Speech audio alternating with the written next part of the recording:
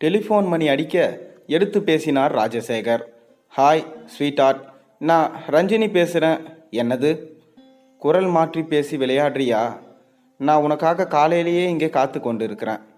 ஐயோ, அங்கே என்ன பண்ணி கொண்டிருக்கீர்? ஏய், யாராவது நான் ராஜசேகர் பேசுகிறேன் என்று கத்தினார். சாரி, அங்கே தினேஷ் இருக்கிறாரா? நீ யாருமா? அவருடைய ஃப்ரெண்டு சார். வெறும் சாரா? இல்லை, வருங்கால மாமனாரா? சிரித்தார் ராஜசேகர். உண்மையிலே அப்படிதான் சார். மறுபடியும் சாரா? இல்லை சார், மாமா உன்னை எங்கே பார்க்க வருகிறேன் என்று சொன்னான் அந்த மடையன். அவரை மடையன் என்று சொல்லாதீர்கள் அங்கிள். ஓ அப்படியா என்று ராஜசேகர் பேசி கொண்டிருக்கும் போது மாடியிலிருந்து இறங்கி வந்த தினேஷ், யாரப்பா ஃபோனிலே என்று கேட்டான். என் வருங்கால மருமகள். என்னப்பா சொல்றீர்கள்? படவா ராஸ்கல், இவ்வளவு நாளும் கல்யாணத்தால் தள்ளி போட்டதுக்கே இந்த ரஞ்சினி தான் காரணமா?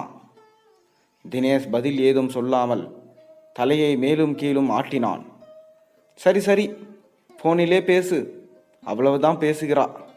என் பிஏ வந்தாச்சா? கொஞ்சம் பாரு, நான் சட்டசபைக்கு வேறு போக வேண்டும் என்றவாறு கிளம்பினார். ஃபோனை தினேஷ் கையில் கொடுத்துவிட்டு, எம் ராஜசேகர், வனத்துறை மந்திரி என்ற போர்டை வாசித்துவிட்டு உள்ளே வந்தாள் தேவிகா. கொஞ்சம் உட்காருங்க அம்மா. சார் மற்ற மந்திரிங்களோட கொஞ்சம் டிஸ்கஷன்லே இருக்காரு. முடிந்ததும் உங்களுக்கு பேட்டி கொடுக்க சொல்கிறேன் என்று சொல்லிவிட்டு போனார் ராஜசேகரின் பிஏ.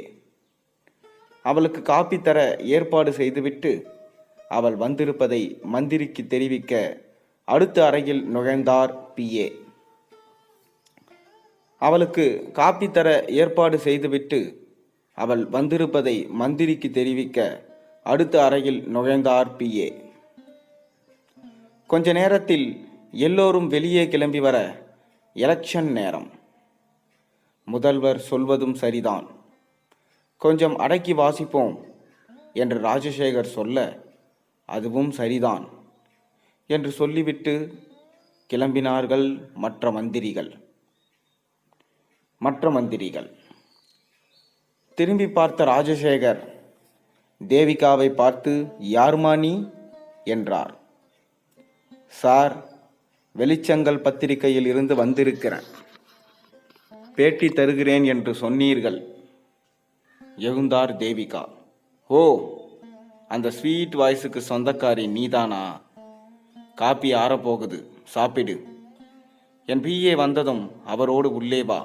சரி சார் என்று அமர்ந்து காப்பி சாப்பிட்டாள். பிஏ வந்து அவளை அழைத்து கொண்டு உள்ளே சென்றார். சாதாரணமாக பேட்டி முடிந்ததும், எவ்வளவு நாளாக வெளிச்சங்கள் பத்திரிகையில் வேலை செய்கிறாய் என்று கேட்டார் ராஜசேகர். 2 வருடமாகுது சார். எனக்கு உங்கள் மகள் தினேஷை மிகவும் நன்றாக தெரியும் சார். அப்படியா? Very good. எப்படி பழக்கம்? தற்செயலாக சந்தித்தோம், பழக ஆரம்பித்தோம். நீங்கள் கோபப்படவில்லை என்றால் ஒன்று சொல்கிறேன், சொல்லலாமா? என்னை திருமணம் செய்து கொள்வதாக சொல்லியிருக்கிறார் சார். என்னது? அதிர்ச்சியில் எழுந்து விட்டார் மந்திரி ராஜசேகர். மொபைல் போன் சினுங்க பாக்கெட்டிலிருந்து போனை எடுத்து, ஹலோ, ராஜசேகர் ஸ்பீக்கிங் என்றார். டாடி, நான் தினேஷ் பேசுகிறேன். கொஞ்சம் ஃபேக்டரி வரை வந்துவிட்டு போக முடியுமா என்றான் தினேஷ். அதற்கு முன்னாலே நான் உன்னோடு பேச வேண்டும். என்ன இதெல்லாம் கன்றாவி? என்னப்பா சொல்கிறீர்கள்? எதிரே தேவிகா இருப்பதை கவனித்துவிட்டு, எல்லாம் அப்புறம் பேசலாம். எனக்கு நிறைய வேலை இருக்கு. நீ ஃபேக்டரியிலே உள்ள பிரச்சனைகளை எப்படியாவது சமாளித்துக்கொள் என்றார் ராஜசேகர்.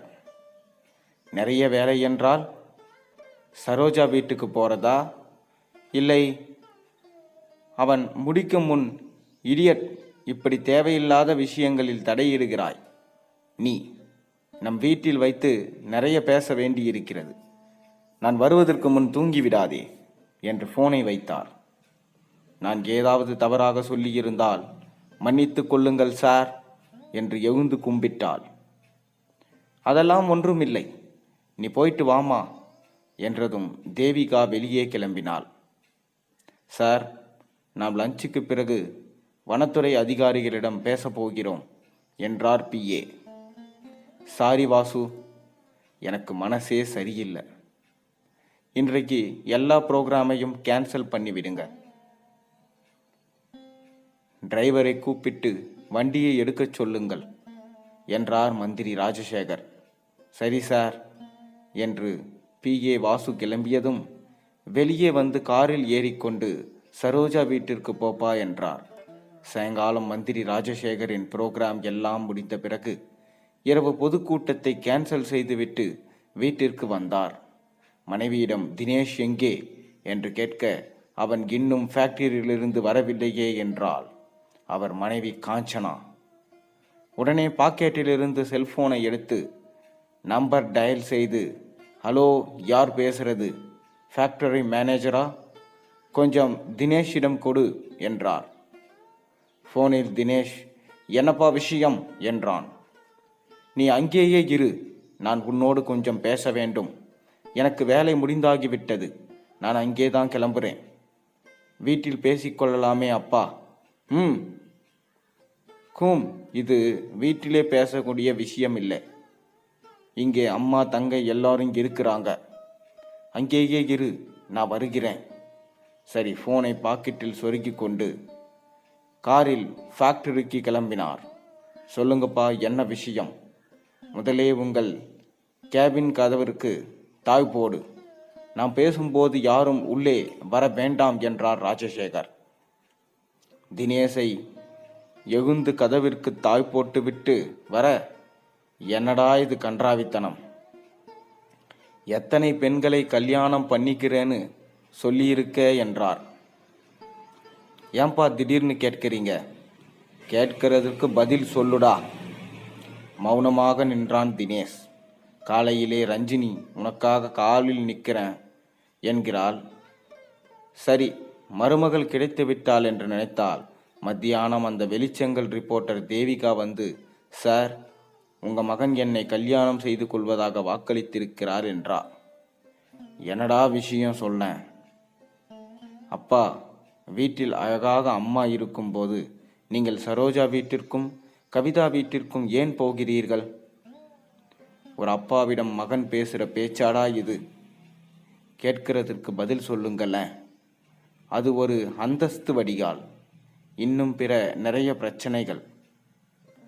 உங்களுக்கு மட்டும் அந்த மாதிரியெல்லாம் பிரச்சனைகள் வந்து நீங்கள் சுற்றுகிற போது நான் மட்டும் 2 கல்யாணம் பண்ணிக்கொள்ளக்கூடாதா? தினேஷ், நம் ஸ்டேட்டஸ் என்ன? கொஞ்சம் யோசித்து பார்த்தாயா? பின்னே 1000 விளம்பரங்கள் எய்ட்ஸை பற்றி கொஞ்சம் யோசித்து பார்த்திருந்தால் இப்படி சரோஜா, கவிதா என்றவாறு தினேஷ் கோபத்தில் கத்த, செல்போன் கினிங் கினிங் என்றது. பாக்கெட்டிலிருந்து போனை எடுத்து, ஹலோ ராஜசேகர் பேசுகிறேன் என்றார். ஐயா, நான் சரோஜா பேசுகிறேன். நீங்கள் ராத்திரிக்கு வரதா சொன்னீங்க என்றதும் மறுபக்கம், எனக்கு எந்த சரோஜாவையும் தெரியாது, இனி எங்கேயும் நான் வரப்போவதில்லை என தினேஷை பார்த்து கொண்டே பேசி முடித்துவிட்டு போனை பாக்கெட்டில் வைத்தார். இந்த கதையிலிருந்து உங்களுக்கு என்ன தெரியுது? மறக்காமல் கீழே கமெண்ட்டில் சொல்லுங்கள். மேலும் சேனலில் போடுற ஒரு வீடியோஸும் பிடிச்சிருந்தா மறக்காமல் சேனலுக்கு சப்ஸ்கிரைப் பண்ண, லைக் பண்ணுங்கள், பெல் ஐகானை ப்ரெஸ் பண்ணுங்கள். நாளை ஒரு நல்ல அருமையான கதையோடு உங்களை சந்திக்கின்றேன். அதுவரை உங்களிடம் விடைபெறுகின்றேன். நன்றி, வணக்கம்.